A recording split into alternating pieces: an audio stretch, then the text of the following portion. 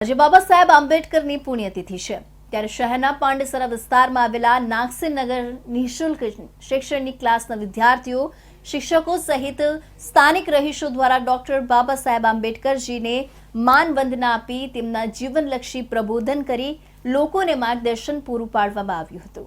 ભારતીય સંવિધાનના ઘડવૈયા doctor Baba Saheb આંબેડકરનું 6 December 1956ના રોજ અવસાન થયું હતું। દર વર્ષે આજના દિવસને મહાપરિનિર્વાણ દિવસ તરીકે ઉજવવામાં આવે છે।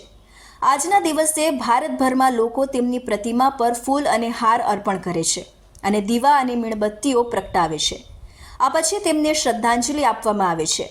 દર વર્ષે બાબા સાહેબને શ્રદ્ધાંજલિ આપવા માટે ચૈત્યભૂમિ પર લાખોની સંખ્યામાં લોકોની ભીડ ઉમટી પડે છે। ડોક્ટર બાબા સાહેબ આંબેડકરને ભારતીય સંવિધાનમાં તમામ જાતિ ધર્મના લોકોને સમાનતાનો હક અધિકાર આપ્યો છે। દેશભરમાં આજે તેમની પુણ્યતિથિ પર તેમને માનવંદના આપવામાં આવી રહી છે।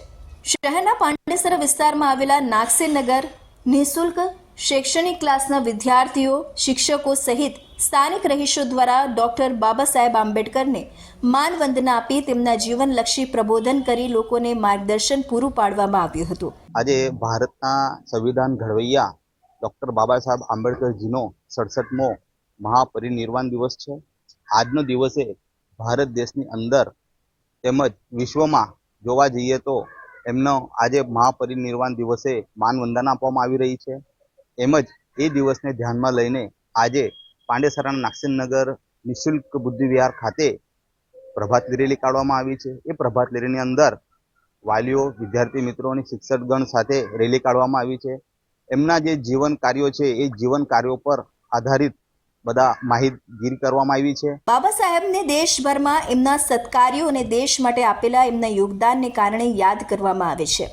ત્યારે આજના એમના નિર્વાણ દિન નિમિત્તે ઠેર ઠેર એમની પ્રતિમાઓને અને તસવીરને પુષ્પાંજલિ અર્પણ કરીને એમને કરેલા કાર્યોને યાદ કરવામાં આવ્યા હતા।